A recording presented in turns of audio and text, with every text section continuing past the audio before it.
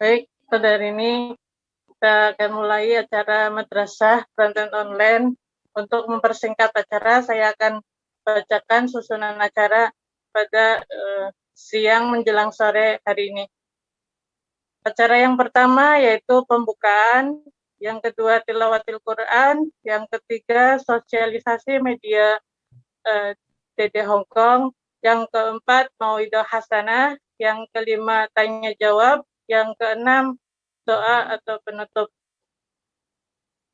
Jadi untuk mempersingkat waktu, marilah kita buka acara pada hari ini dengan pembacaan umul kitab. Bismillahirrahmanirrahim. Ila dini ala kulli niyatin sholihatin. Al-Fatihah.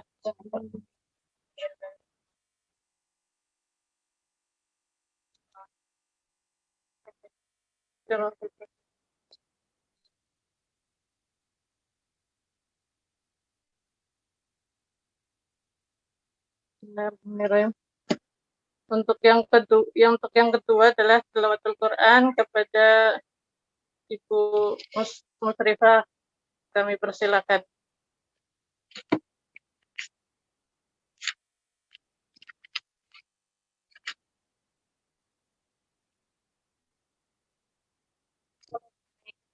Warahmatullahi wabarakatuh. Warahmatullahi wabarakatuh. A'udzu billahi minasy syaithanir rajim. Bismillahirrahmanirrahim. Ya ayyuhalladzina amanu idza darabtum fi sabilillahi fatabayyanu wa la taqulu liman alqa ilaikumussalam lasta mu'mina tabtaghuna 'aradal hayatid dunya wa 'indallahi maghanimu katsirah kadzalika kuntum min qablu famanallahu 'alaikum fatabayyanu innallaha kana bima ta'maluna khabira.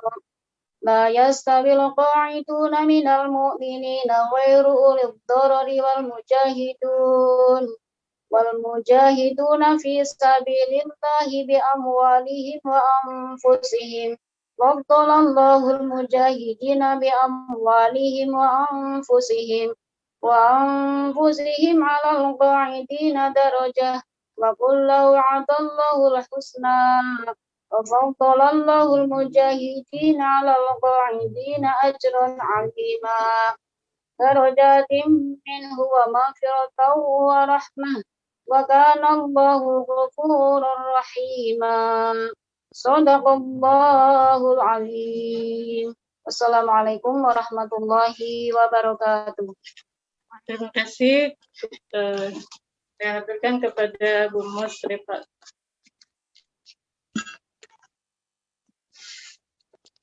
Terima kasih.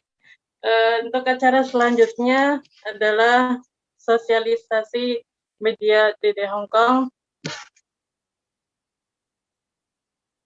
Teman-teman sekalian, acara ini juga disiarkan secara langsung melalui Facebook dan juga rekamannya akan diupload di YouTube DD Hongkong. Jangan lupa untuk like fanpage Facebook DD Hongkong dan juga subscribe YouTube DD Hongkong News untuk mendapatkan update informasi-informasi bermanfaat dan juga kajian-kajian yang diselenggarakan DD Hongkong. Untuk acara keempat yaitu mauidhah hasanah kepada Bapak Ustadz Daulay, pada Bapak Ustadz Fauzan Akbar Daulay, kami persilahkan. Monggo Ustadz. Maaf ya, tunggu sebentar, Ustadz masih di kamar mandi nggih. Semenit 2 menit.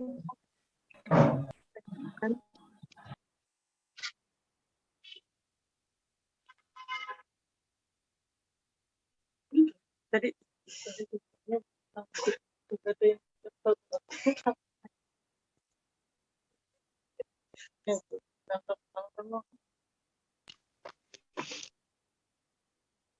Maaf, sebentar. Oke.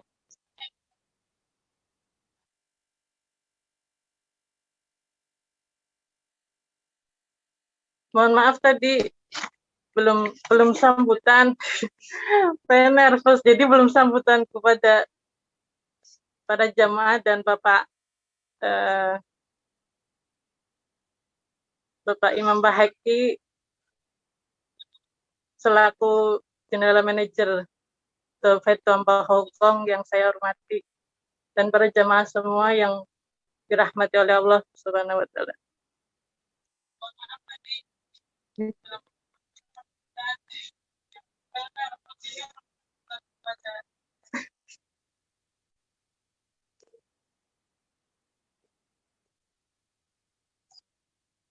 Langsung.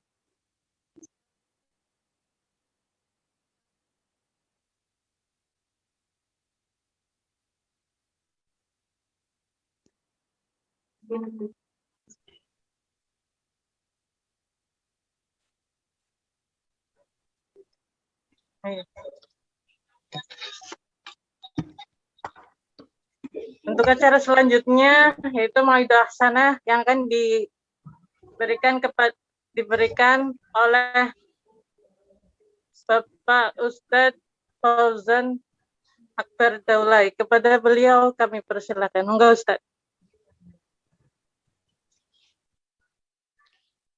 Assalamualaikum warahmatullahi taala wabarakatuh. Waalaikumsalam warahmatullahi wabarakatuh. Alhamdulillahilladzi ja'ala fis sama'i burujan wa ja'ala fiha sirajan wa qamaran munira. Asyhadu an la ilaha illallah wahdahu la syarika lah wa asyhadu anna sayyidana Muhammadan 'abduhu wa rasuluhu la nabiyya ba'dah. Suara saya terdengar jelas, Bu, ya? Alhamdulillah jelas, Ustaz. Oke. Sehat semua ibu-ibu? Alhamdulillah. Alhamdulillah. Sehat, Pak. Semoga selalu istiqomah, Bu, ya. Walaupun offline terus nih. Bentar lagi doa-doakan, mudah-mudahan nanti bisa ke tempat ibu-ibu semua insya Allah. Amin ya Pak. Alhamdulillah, ibu-ibu yang dirahmati Allah, kajian kita untuk siang hari ini mengenai menghambakan diri kita pada Allah Subhanahu wa taala dengan etika, dengan adab. Kalau ada pertanyaan, Ustadz, perlukah kita itu beradab ketika menghambakan diri kita pada Allah? Apa cukup kita itu kerjakan saja yang wajib tanpa perlu adanya sunnah-sunnah? Karena sunnah termasuk adab juga. Seseorang yang dia ketika sholat, saya contohkan laki-laki nih, Bu, ya, laki-laki. Laki-laki kalau sholat, itu auratnya laki-laki kan antara pusar dan kedua lutut. Jadi pusarnya pusar sampai kakinya di atas lutut. Jadi lututnya itu batasnya. Itu adalah aurat bagi laki-laki. Nah, ketika ada pertanyaan, bagaimanakah jikalau seorang laki-laki tersebut dia hanya memakai katuk saja? Katuk celana, Bu, ya? Celana pendek. Dia pakai celana saja, celana pendek. Ditutupinya, pusarnya ditutupinya sampai ke bawah, ke lututnya. Sahkah sholatnya? Sah sholatnya. Apakah dengan cara dia sholat dengan dia buka baju seperti itu, celana sampai celana ponggol begitu saja sampai di lutut, apakah itu beradab? Tidak beradab, tidak beretika. Maka ketika kita menghambakan diri pada Allah, itu dengan sesempurna mungkin, sebaik mungkin. Nah, ini kita baca bagaimana yang berkaitan dengan etika ataupun adab. Di sini kitab yang kita baca Fawaidul Mukhtarah karya Imam Syekh Ali bin Hasan Al-Baharun. Maka ibu-ibu sekalian kita kirimkan Al-Fatihah untuk beliau dan guru beliau Zain bin Smith, Syekh bin Smith. Mudah-mudahan barokahnya ilmu-ilmu beliau ini mengalir kepada kita. Ila hadratin Nabi Mustafa Habibina Muhammadin sallallahu alaihi wasallam wa ala alihi wa sahbihi ajma'in. Khususan ila Syekh Ali bin Hasan Al-Barun wa Syekh Zain bin Smith rahimallahu taala, hafizahullah taala. Al-Fatihah. A'udzu billahi minasyaitonir rajim. Bismillahirrahmanirrahim. Alhamdulillahirabbil alamin. Arrahmanir rahim. Iyyaka shiratal ladzina. Bismillahirrahmanirrahim. Al-adabu ma qila fil adab. Ini mengenai etika berkehidupan. Ma qila fil adab. Ini perkataan-perkataan ulama mengenai etika, mengenai adab-adab. Qala Ibnu Mubarak. Ibnu Mubarak beliau berkata, rahimallahu taala. Ibnu Mubarak ini adalah seorang ulama hadis, termasuk gurunya Imam Syafi'i rahimallahu taala. Beliaulah orang yang bersin, yang kisah tentang bersin, Raja Harun ar-Rasyid. Beliau tiba-tiba terkejut. Mengapa terkejut? Karena istananya goyang. Istananya itu bergetar. Sebab apa bergetarnya? Karena ada suara, kalau kita bersin, Bu, kita ucapkan Alhamdulillah. Jawabannya adalah Yarhamukallah. Nah, yang bersin itu adalah Syekh Ibnu Mubarak. Beliau bersin, namun yang menjawabnya Yarhamukallah, Yarhamukallah, Yarhamukallah, terus sampai kepada Raja Harun ar-Rasyid. Maka bergetarlah istananya. Istrinya Harun ar-Rasyid bertanya, wahai Kakanda, ini sebetulnya siapa yang raja sebetulnya? Mengapa mereka semuanya mendoakan Ibnu Mubarak?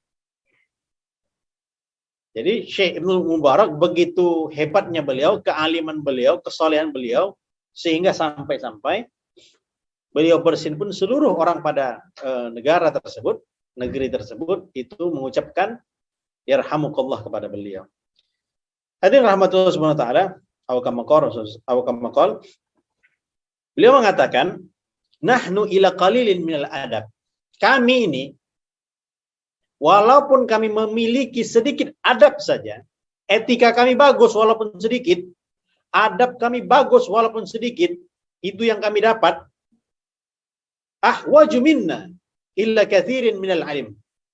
Adab yang kami dapatkan walaupun sedikit dan kami amalkan adab tersebut itu lebih baik daripada ilmu yang banyak namun tidak diamalkan.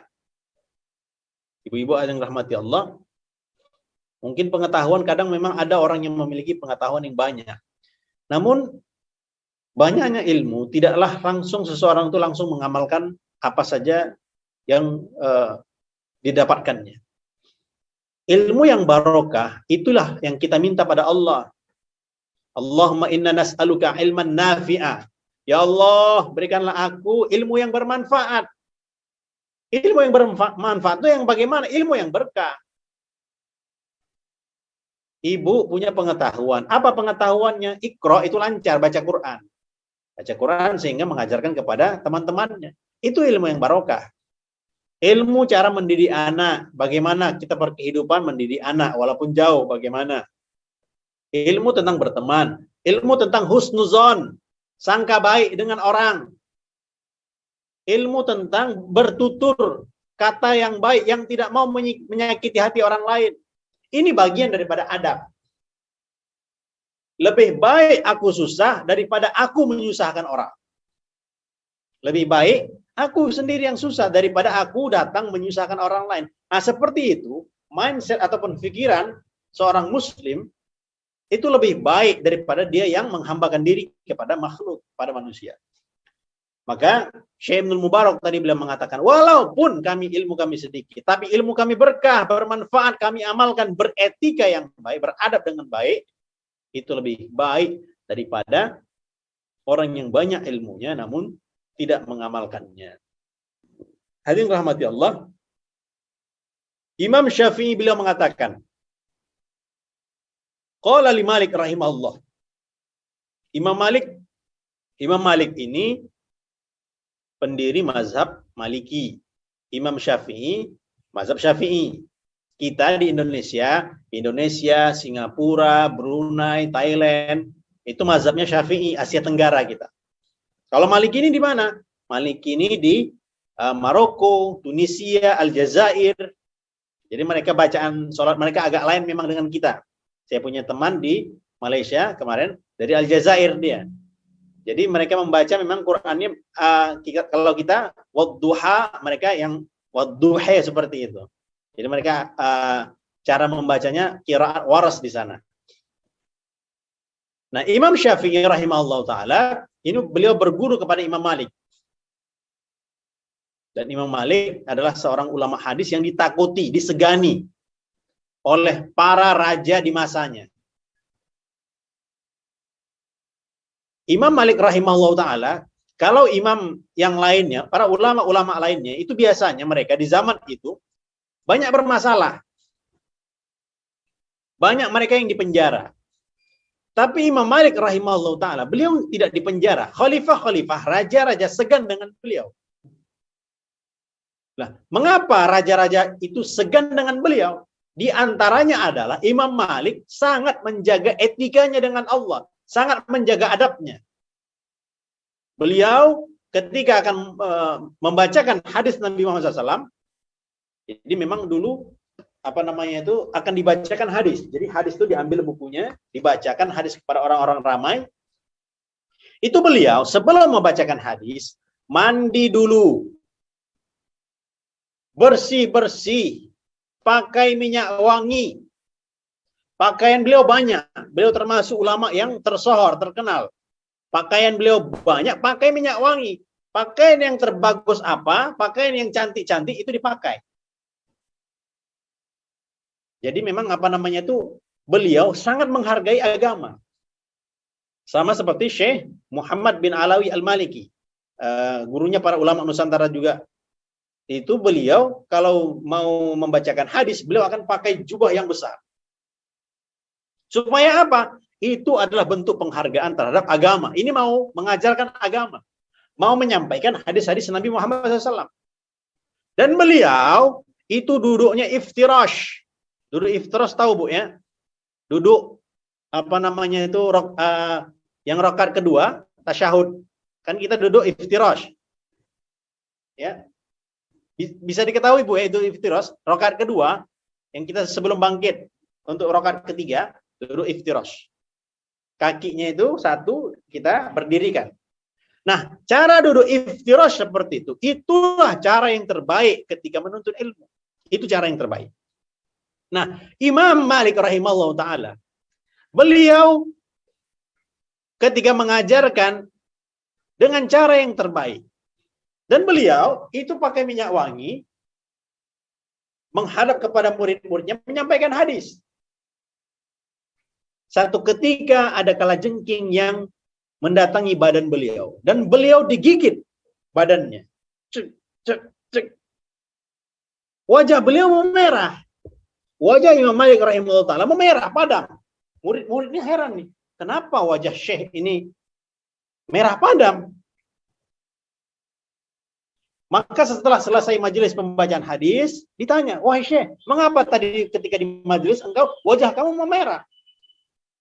Maka beliau menyuruh muridnya, cepat kamu ke belakang badan saya, ambil apa yang di belakang badan saya. Ternyata, awkamakol, 18 kalajengking itu sedang bertengger di badan beliau. 18 kalajengking kurang lebih itu menggigit badan beliau. Dan beliau diam saja ketika di majelis tersebut. Wahai Tuhan, kenapa enggak kau panggilkan saja kami supaya kami melepaskan daripada kalajengking tersebut? Aku sedang membacakan hadis-hadis Nabi Muhammad SAW. Bisa dipahami kira-kira nih Bu ya? Artinya beliau, tinggi beliau, adabnya begitu luar biasa. Imam Malik rahimahullah ta'ala, beliau itu kalau di Masjidil Haram, di sekitar Masjidil Haram, beliau tidak akan pakai sendal. Imam Malik, di sekitar Madinah, beliau tidak akan pakai sendal. Beliau imamnya ahli Madinah, tinggalnya di Madinah. Tetapi beliau di Madinah tidak pakai sendal, nggak pakai sepatu, Bu. Loh, kenapa nggak pakai sepatu? Beliau juga, tidak buang air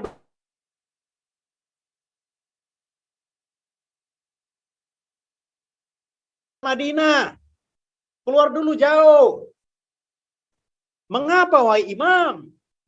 Maka beliau mengatakan, karena di dalam tanah Madinah ini ada kekasih Allah Subhanahu wa taala, Rasulullah sallallahu alaihi wasallam. Itu tingginya adab beliau seperti itu, Bu. Kira-kira sanggup tidak kita kira-kira, Bu? Waktu umroh, sesak, keluar dulu Madinah. Repot kita, Bu, memang. Nggak pakai sendal di Madinah. Masya Allah. Makanya beda kita dengan orang-orang terdahulu. Mereka sangat-sangat memuliakan ilmu. Sangat-sangat memuliakan adab. Etika beliau itu dijaga dengan tingkat yang paling tinggi. Makanya tidak ada, karena beliau sangat menjaga adab beliau di hadapan Allah Ta'ala, beradab kepada Rasulullah SAW, raja-raja pun segan terhadap beliau. Kalau yang lain dipanggil, ulama yang lain tuh ngajar di istana, dipanggil. Beliau nggak mau ke istana. Yang mau belajar datang, yang mau belajar datang, begitu. Itu Imam Malik rahimahullah ta'ala. Zaman sekarang karena kita bekerja samalah, mungkin tidak ada tempat juga yang cocok di mana, itu tidak masalah. Ada yang rahmatullah subhanahu wa ta'ala. Imam Malik tadi beliau mengatakan kepada Imam Syafi'i, ya Muhammad, beliau manggil Imam Syafi'i itu Muhammad karena memang nama asli Imam Syafi'i bukanlah namanya Syafi'i, bukan. Nama Imam Syafi'i aslinya adalah Muhammad bin Idris. Ya Muhammad, ij'al ilmaka milhan wa adabaka daqiqan. Wahai Muhammad, kamu jadikanlah ilmu kamu itu sebagai garamnya dan adab kamu sebagai tepungnya. Jadi tepung dicampur dengan garam, dibuat, dibentuk sehingga dijadikanlah sebagai makanan yang enak dimakan. Ilmu mesti ada dan adab pun mesti ada. Sehingga bahan makanan itu lengkap jadinya. Jadi tepungnya ada, garamnya ada. Karena memang zaman dahulu seperti itu, sudah cukup. Tepung dengan garam saja. Kalau Ibnu Mubarak, beliau mengatakan lagi. Beliau mengatakan lagi. Man tahawana bil adab, uqiba bi harmanis sunan. Siapa yang merendahkan, mengabaikan adab, maka ia akan terhalang daripada mengamalkan sunnah. Siapa yang dia tidak beradab, apa sih adab itu? Dia nggak mau tahu bagaimana adab sebaiknya berkomunikasi, berbincang-bincang dengan sahabat, bercengkrama, nggak mau tahu orangnya. Dewe-dewe. Sendiri-sendiri aja. Pokoknya lulu gua. Sakar PDW. Sendiri aja, nggak mau dia. Mau mati, nggak perlu dia. Yang penting nggak ganggu saya. Begitu modelnya. Tak begitu. Di antara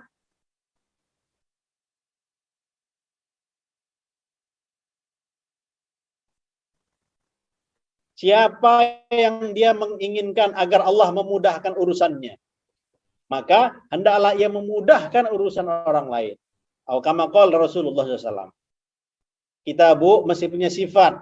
Sifat apa? Pertama, sifat memikirkan orang lain. Sifat apa? Memikirkan orang lain. Kita, alhamdulillah, sudah pandai baca Quran. Kawan akrab kita, teman-teman di sekitar kita, belum pandai baca Quran. Maka kita luangkan waktu kita. Kapan kamu bisa baca Quran? Saya akan mendengarkan kamu. Kita luangkan. Saling kerjasama. Belum pandai teman kita baca Quran, kita memikirkannya. Itu orang yang dia mikirkan orang lain, itu mahal harganya. Orang inilah yang dia ada derajat di sisi Allah Subhanahu wa ta'ala. Yang memikirkan kebaikan orang lain. Di mana ya kita sholat? Diajaknya kawannya, di mana ya kita sholat? Kalau mungkin dalam perjalanan. Nah, yang memikirkan orang lain itu luar biasa derajatnya di sisi Allah Subhanahu wa ta'ala. Ada yang rahmati Allah, maka jika seseorang itu dia merendahkan ataupun tidak, dia mengabaikan bagaimana adab, maka dia akan terhalang daripada sunnah-sunnah Nabi Muhammad SAW. Kita ingat Bu, minum, cara minum bagaimana, cara makan yang terbaik bagaimana. Syekh Mutawalli Asy-Sya'rawi, ini sering diulang-ulang. Syekh Mutawalli Asy-Sya'rawi beliau mengajarkan kalau kita makan, kalau kita minum, diusahakan ketika kita minum misalnya, kita minum, yang pertama kali kita baca Bismillah. Kita teguk. Setelah tegukan pertama, Alhamdulillah. Setelah tegukan kedua, Alhamdulillah. Tegukan ketiga, Bismillah lagi. Bismillahirrahmanirrahim. Alhamdulillah. 1, 2, 3. 1, 2, 3. Bukanlah minum itu geluk, bukan. Tapi 1, 2, 3. Maka kalaulah orang seperti ini, dia lakukan cara minum seperti Nabi Muhammad SAW, maka selama air yang diminumnya itu dalam perutnya, dalam tubuhnya, jasadnya, dia akan dihindarkan daripada berbuat kemungkaran, berbuat durhaka di sisi Allah Subhanahu wa taala. Itu baru cara minum, Bu. Ada yang rahmatullah Subhanahu wa taala. Jadi Imam Malik tadi berpesan bahwa ilmu dijadikan garam dan adab sebagai tepung. Nah, itu jadi memang mesti bersatu dia, sehingga sunnah itu bisa diamalkan. Wa man ta'awana bisunan uqib biharmanil faraid. Siapa yang dia, tak usahlah ngamalkan sunnah, untuk apa sih sunnah itu? Gak mau dia melaksanakan sunnah-sunnah Nabi. Cara minum sudah berdiri seperti biasa. Cara minum, cara makan, suka hati saja. Nggak diperhatikan. Cara berpakaian yang sebaiknya bagaimana? Nggak diperhatikan. Kita, Bu, alhamdulillah. Sempurna sudah mungkin hijab kita, sempurna juga mungkin cara makan kita, minum kita. Tetapi jangan puas dengan apa yang sudah kita buat. Mungkin ada kekurangan. Sehingga apa? Mesti kita timbulkan sifat talibul ilmi. Sifat selalu belajar. Salat kita, Allahu Akbar, teringat kunci. Allahu Akbar, teringat mantan. Nah, ini kan gawat, Bu. Mantan pun teringat juga, Bu, dalam salat kadang-kadang. Nah, ini kan bahaya. Hadirin rahmatullah subhanahu wa ta'ala. Maka ketika sholat, sebaiknya bagaimana sih Ustaz kalau kita sebelum sholat itu? Sebelum sholat, kita gunakan waktu-waktu kita gunakan pikiran kita gunakan hati kita mengingat Allah. Siapa yang mau ketika di dalam sholatnya mengingat Allah, khusyuk, maka sebelum sholat pun sudah dibuat cara-cara menuju ke khusyukan. Sebelum sholat, zikir dulu. Allahu Akbar, azan. Kita dengarkan azan. Sholat sunnah. Kemudian kita ada waktu, kadang kan di sini memang panjang waktunya mungkin di masjid. Nah, silakan kalau mau berjamaah di masjid, kita nunggu sholat tuh baca Quran dulu. Untuk apa itu? Supaya kita ketika menghadap Allah Subhanahu wa taala sholat itu kita ada rasanya. Sholat itu akan memberikan rasa. Sholat akan memberikan hasil. Ketika kapan? Ketika kita berusaha sungguh-sungguh menghadap Allah Subhanahu wa taala. Ada yang rahmati Allah, siapa tadi yang dia tidak mengamalkan sunnah? Nanti yang fardu pun lama-lama akan lemah juga. Siapa yang dia sunnah itu nggak dijaganya, maka lama-lama yang fardu pun akan lewat juga. Mengapa seperti itu? Yang sunnah dilewatkannya, fardu lama-lama akan berkurang. Kalau fardu sudah ditinggalkan, maka dia akan terhalang daripada mengenal Allah Subhanahu wa taala. Jadi sulit dia nanti. Kenapa sih kalau kita tanya, mengapa sih mereka tidak sholat? Itu nggak sholat karena belum kenal Allah Subhanahu wa taala, kebaikan Allah. Kenapa ada orang yang bermaksiat? Karena tidak mengenal siapa Allah. Coba Ibu bayangkan di depan kita, misalnya nih Bu, anak gadis kan gitu, ibu-ibu ini anak gadis di depan mertua, perasaan-perasaan dulu lah. Di depan mertua kan kita segan, sholat pun kita perbaiki. Di depan misalnya orang yang kita di depan raja, di depan ratu, kita sholat di dekat ratu. Mungkin ada pejabat yang Ibu segani, ada mungkin istri kiai yang Ibu segani. istri kiai ini, hafizah, alimah. Kita sholat di dekatnya, mestilah kita ingat Allah Ta'ala. Pikiran kita yang tadinya amburadul, yang hantu belau macam-macam sebelum sholat itu, ketika di dekat kiai, di dekat ibu nyai, lain pikiran kita. Mengapa seperti itu? Karena kita kenal dengan ibu nyai itu. Ibu nyai itu hafalannya luar biasa, kesolehannya luar biasa, santrinya ribuan, kan segan kita. Maka ketika kita sholat di dekatnya, kita akan berusaha untuk mengkhusyuk-khusyukkan sholat kita yang tidak khusyuk.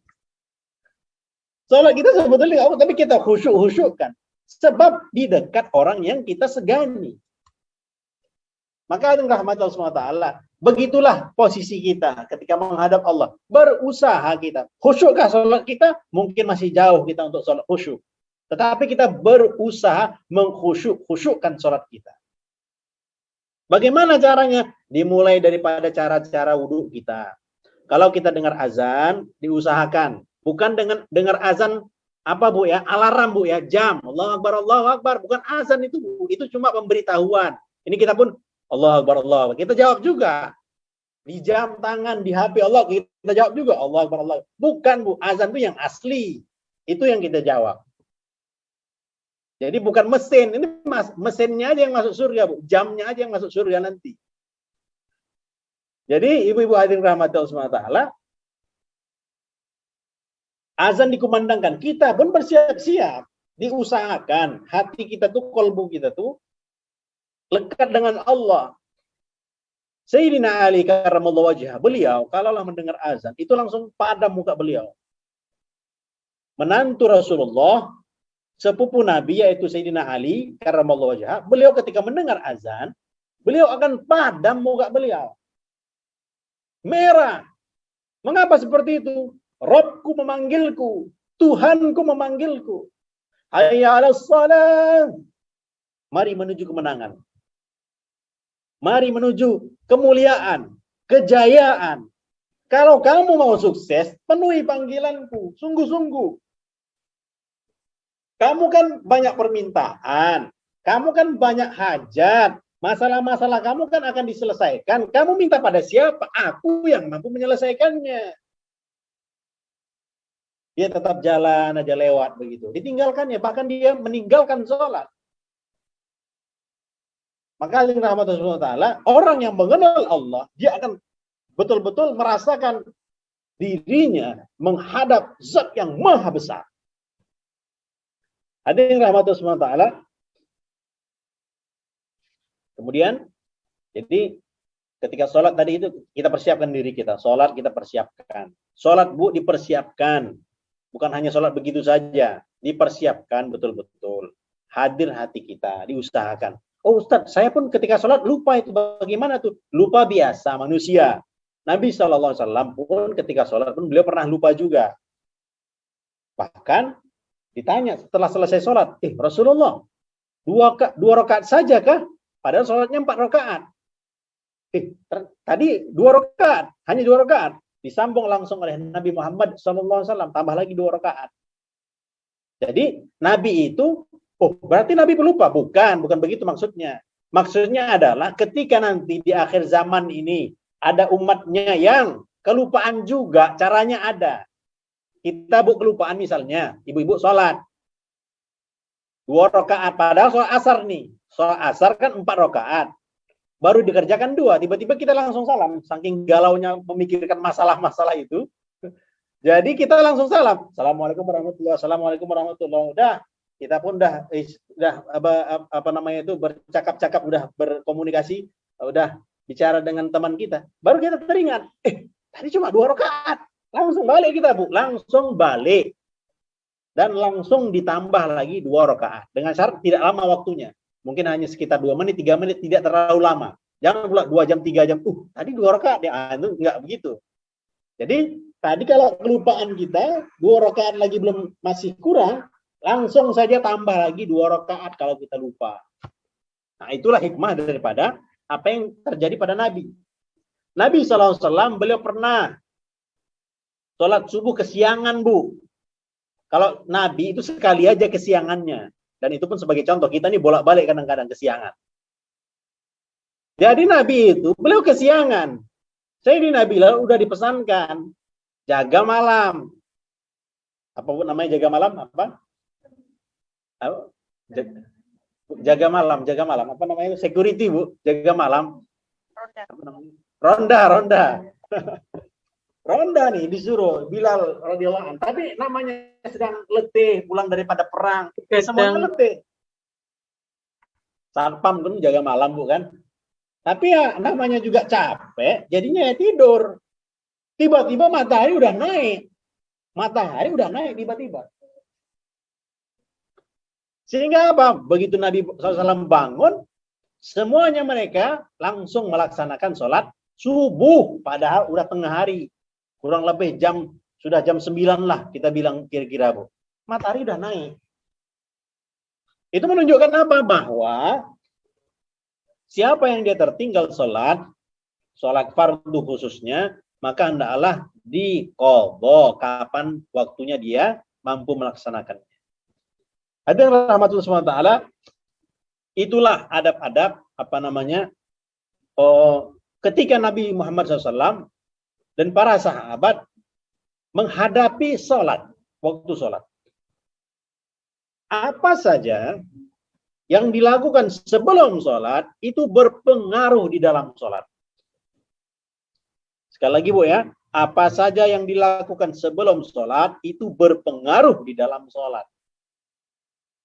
Maka ibu-ibu sekalian, kita belajar sholat bukan waktu kecil saja, tidak. Terus kita belajar sholat. Sampai sholat kita itu ada kekuatannya. Sahabat dahulu, mereka sholat itu menyelesaikan masalah-masalah mereka. Wasta'inu bis-sabri was-shalah. Carilah pertolongan Allah dengan sabar dan sholat. Sabar, sholat. Ada masalah, sholat. Nah, itu dianjurkan. Kapan kita belajar sholat? Bukan hanya waktu kecil, tapi seterusnya sampai kita wafat belajar sholat. Sampai betul-betul dapat kita hakikat sholat. Wudhu kita perbaiki.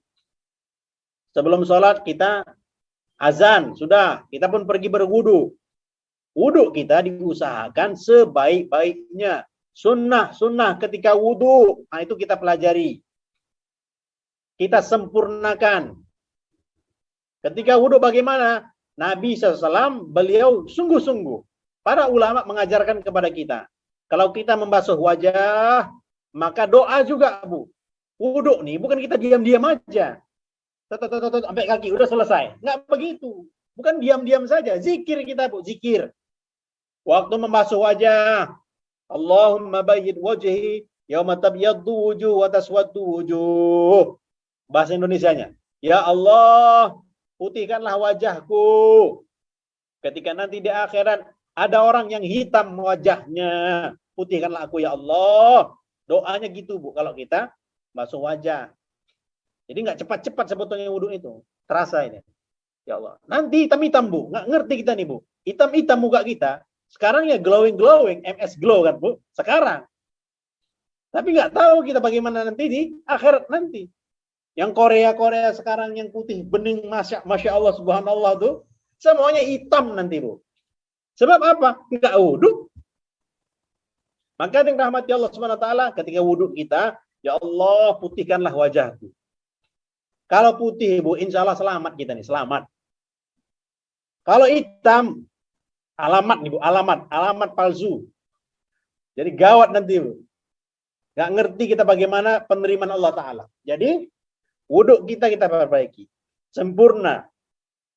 Ketika kita membasuh tangan kita, ya Allah, doa juga, Allahumma a'tini kitabi biyamini. Ya Allah, berikanlah aku catatan amal dengan tangan kanan. Tangan kanan catatan amal. Diberikan dengan cara yang terbaik. Catatan amal kita ada. Kamu buat apa sih? Hari Ahad, siang bolong, kamu ngapain? Oh, ya Allah, aku mengaji. Itu catatannya ada. Dan akan diberikan kepada kita. Dengan bagaimana caranya? Caranya macam-macam. Ada yang dimuliakan, ada yang dilempar. Kalau sudah dilempar, alamat. Gawat ini, alamat gawat. Ada yang rahmatullah SWT, basuh tangan kiri, membasuh rambut kita. Ibu-ibu rambutnya panjang. Jadi basuhnya sekali ke belakang. Sunnahnya itu jadi ke belakang nih. Ini kan airnya. Jadi bukan hanya begini aja, Bu. Kita mazhab Syafi'i cukup aja, sedikit aja. 3 lapis aja Ustaz, 3 helai saja. Nggak begitu. Imam Syafi'i pun nggak tiga helai, tidak. Beliau mengamalkan sunnah, semua ada. Kalau rambut pendek seperti saya laki-laki, begini kemudian dibalikkan lagi, dibalikkan dia. Kalau rambut pendek, tapi kalau rambut panjang sekali cukup. Jadi tangannya bukan satu tangan, 2 tangan. Supaya banyak saksi ketika kita berwudu. Rambut itu bersaksi ketika kita wudu. Maka kita usapkan sebanyak-banyaknya. Bagian atas, Bu, ya, yang dibasuh adalah bagian atas, bukan bagian yang lewat bahu. Ini dihapusnya, sini aja lah rambutnya kan 3 helai. Tidak sah seperti itu. Yang di atas yang kita basuh. Yang kita usap, yang kita usap. Beda antara membasuh dengan mengusap. Kalau membasuh, wajah kita dibasuh. Basuh itu bagaimana? Dibasuh itu airnya diambil dan dialirkan. Ketika kita wudhu, Bu, ambil airnya dari atas nih, atas. Itu sebaiknya. Tangan kita, kalau kita pakai keran air, dari dengkul. Kalau pakai air keran. Siku, dari siku bukan dengkul. Dari kaki. Jadi dari siku, ya. Kalau pakai keran, itu menurut Imam Rafi'i seperti itu. Dari sini pun boleh juga, tapi Imam Rafi'i daripada sini. Tangan kanan, tangan kiri, rambut seperti itu, sebanyaknya. Membasuh telinga ini sunnah, kan? Telinga sunnah, tapi kita basuh juga. Dari dalam, putar-putar, baru belakang. Masuk tangan ke lubangnya, putar-putar, keliling-keliling dulu, Bu, putar-putar dulu, keliling-keliling nih, sisi sela-sela kuping kita, baru diputarkan. 3 kali. Dan kita doa, Allahumma ja'alni minal ladina yastami'una al-qawla fayattabi'una ahsanah. Ya Allah, jadikanlah aku orang yang mendengarkan perkataan yang baik dan aku mengikutinya. Kuping kita nih, Bu, telinga kita nih, dibiasakan dengar yang baik-baik, yang dilihat yang baik-baik, yang didengar yang baik-baik. Sehingga apa? Informasi yang masuk ke dalam pikiran kita yang baik-baik juga. Sehingga kita kepada orang lain, ceritanya, pembicaraannya, hari-hari adalah kebaikan-kebaikan. Jadi nggak sempat, Bu. Kok bisa gitu ya? Nggak mungkin. Yang benar. Udah. Itu udah nama gigi 1, Bu. Kalau sudah gigi 1 udah masuk, nanti gigi 2, gigi 3 makin kencang, Leo. Makin lezat deh. Ya begitu memang. Maka ada Allah SWT, apa yang kita bicarakan itu daripada hasil pikiran kita, hasil penglihatan kita, hasil yang kita dengar. Dia kok sering cakap buruk ya? Ya itu yang dilihatnya.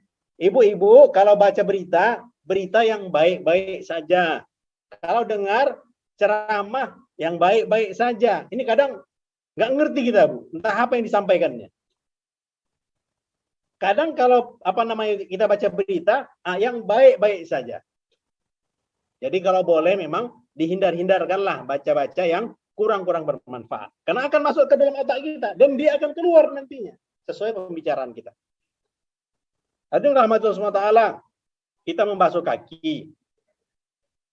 Allahumma tsabbit qadami 'ala sirat. Ya Allah, tetapkanlah kakiku ini untuk di jalan yang benar. Di sirat, jadi sirat itu jembatan. Jadi kita minta agar Allah Subhanahu wa taala menetapkan kaki kita dalam kebaikan-kebaikan. Tidak dilangkahkan kaki kita kecuali kepada kebaikan-kebaikan. Hadirin rahmatullah subhanahu wa taala, sampai di sini kira-kira ada pertanyaan, Bu? Sebelum kita lanjutkan, ada pertanyaan kira-kira sampai sini?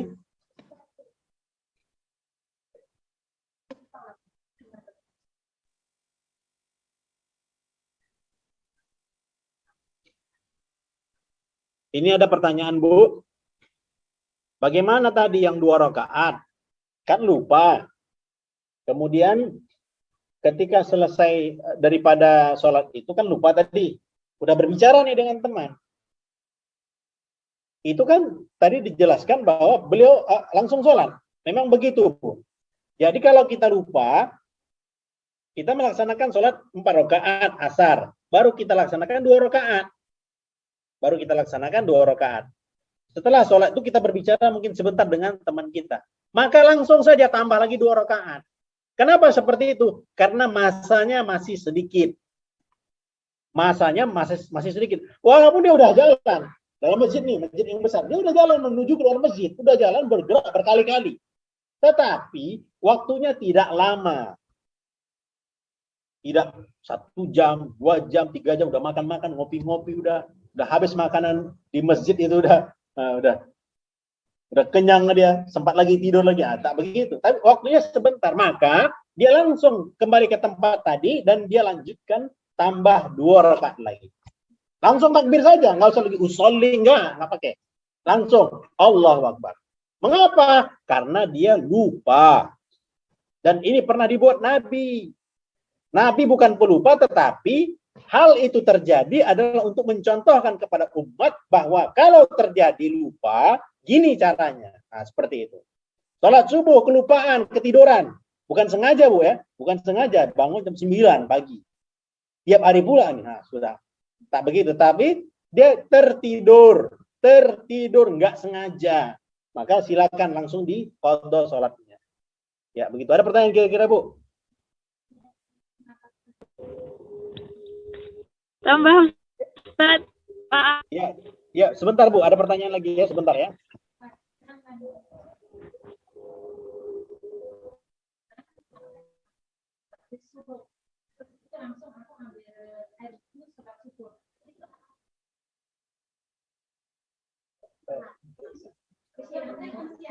Ya.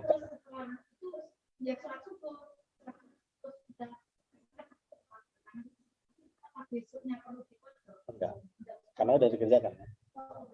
Sholat kalau sudah dikerjakan sholat qadha yang sudah misalnya jam 6 bangunnya.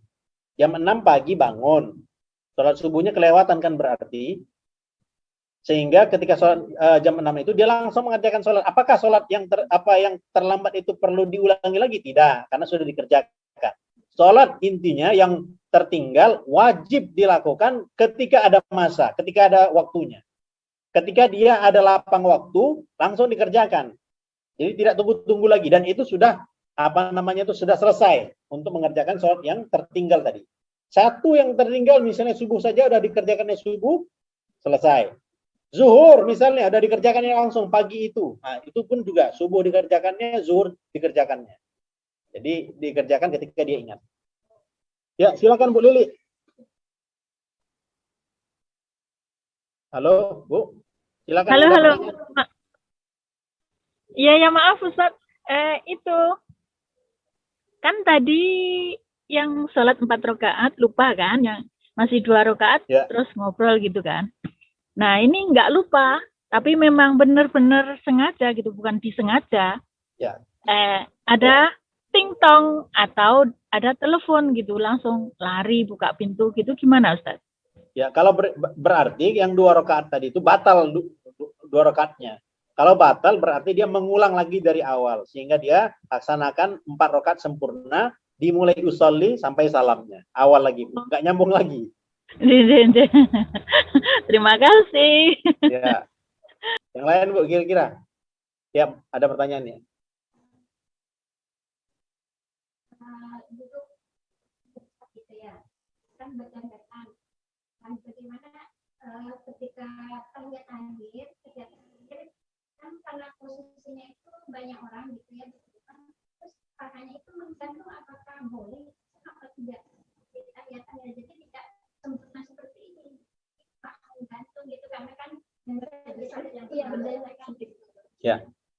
Ketika sholat, safnya banyak orang. Sebagaimana di Masjidil Haram itu ramai. Orangnya ramai. Karena ramai, sempit-sempitan. Sehingga ketika duduk itu dengkul itu tidak sempurna jatuh ke tanah. Bagaimana seperti itu? Kalau dalam keadaan seperti ini, jadi itu keadaannya keadaan yang tidak bisa diprediksi, tidak bisa dikira-kira. Maka sholatnya tetap sah seperti ini. Jadi memang kita usahakan yang terbaik, tetapi karena sempit-sempit banyak juga hal-hal yang kadang tidak sempurna. Kadang misalnya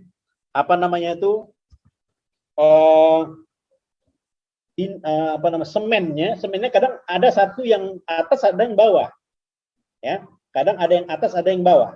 Intinya kalau keadaan seperti itu, misalnya kepalanya misalnya bagian di bawah, bagian di pijaan kakinya itu tinggi, agak tinggi, maka ketika sujud itu pun tidak ada masalah. Ataupun ketika imam, kadang tempat imam itu dia agak tinggi misalnya semennya, makmum itu agak di bawah, rendah. Karena memang ada masjid yang seperti itu. Itu bagaimana tuh tingkatan yang seperti itu perbedaannya? Dengan perbedaan yang tipis saja, sedikit saja, bagian daripada perbedaan itu tidak terlalu banyak, maka itu dimaafkan, itu boleh. Contoh lagi, ini laki-laki lah, ya, laki-laki. Rambutnya begini, Bu, laki-laki. Rambutnya begini, laki-laki. Kalau kita sujud, ini kan mesti semua rambut kita kan kening kita kan mesti kena ke lantai, ya. Kita bersujud. Ada rambut-rambut yang 1, 2, 3 begini nih. Nah, dengan syarat sujudnya itu semua daripada bagian kepalanya itu mayoritasnya banyak kenanya, maka itu tetap sah hukumnya. Jadi intinya memang bahwa bagian tubuh kita banyak yang ke tanah, maka itu sah sholat kita. Seperti itu. Ya, ada yang lain Bu, kira-kira pertanyaan?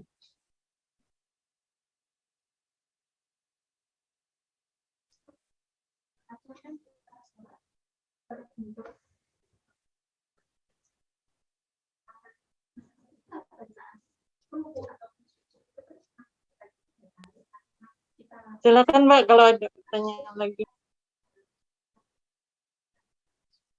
Ini ada pertanyaan. Kan majikan udah kelaparan, udah minta dimasakkan makanan. Padahal waktu maghrib nih, kita sedang sholat. Kita pun terburu-buru juga. Seharusnya biasanya kita baca 3 kali ketika ruku ataupun sujudnya. Ini dibaca sekali saja. Boleh tidak? Boleh hukumnya. Tetapi memang diusahakan kalau ada masa, tidak cepat-cepat. Tetapi boleh kita itu membaca itu walaupun sekali. Oh Ustadz, saya nggak mau sekali, nggak usah saya baca, bagaimana? Boleh nggak kalau nggak saya baca? Saya baca subhanallah aja, boleh nggak? Boleh juga Bu. Bagi orang-orang yang mau cepat-cepat sholat. Jadi Bu baca apa waktu rukuk? Subhanallah. Jadi Bu. Tapi jangan kita biasakan. Ya. Jadi karena kita terburu-buru. Jadi Ustadz, kalau orang sholat cepat-cepat itu khusyuk atau tidak? Mau dia sholat cepat ataupun dia sholat lambat, dua-duanya dapat kemungkinan untuk khusyuk. Sayyidina Ibnu Abbas radhiyallahu an, beliau itu sholatnya cepat. Maka ditanya dengan orang lain, wahai sahabat Ibnu Abbas, mengapa kamu sholat itu cepat? Saya mau nipu setan.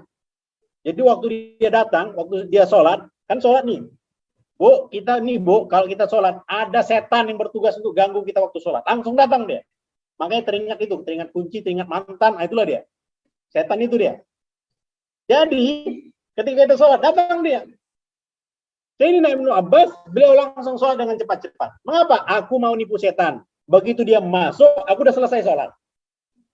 Itu Ibnu Abbas radhiyallahu ta'ala anhu. Tetapi memang kita usahakan. Kalau memang istilahnya ada waktu, ya kita tenang-tenang melaksanakan sholat, tidak cepat-cepat.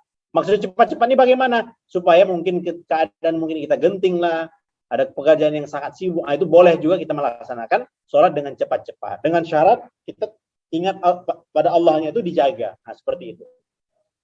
Ya, kira-kira ada lagi pertanyaan kira-kira Bu?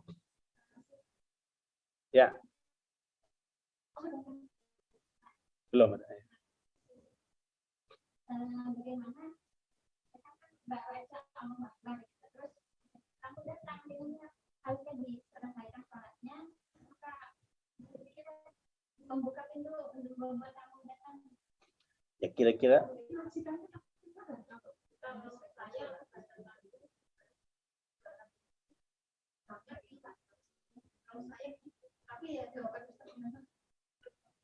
Ini ada pertanyaan, bagaimana kalau ada tamu datang? Tamu ada datang ke rumah kita. Jadi ketika kita sedang dalam keadaan sholat, bagaimana nih yang kita lakukan? Meneruskan sholat ataukah membuka pintu? Kalau kita di rumah sendiri, nah kalau kita di rumah sendiri, Ya, jadi bukan di Hongkong ini, rumah kita sendiri. Maka silakanlah kita lanjutkan sholat kita. Kita lanjutkan sholat kita. Jadi ada orang datang.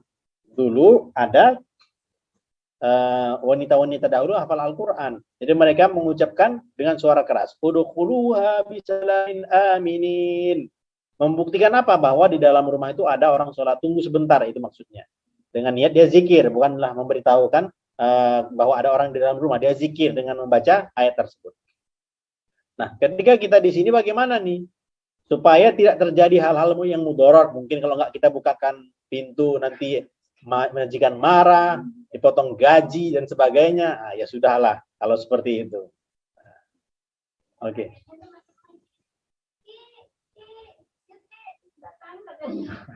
Ya Bu, ada pertanyaan kira-kira yang lain?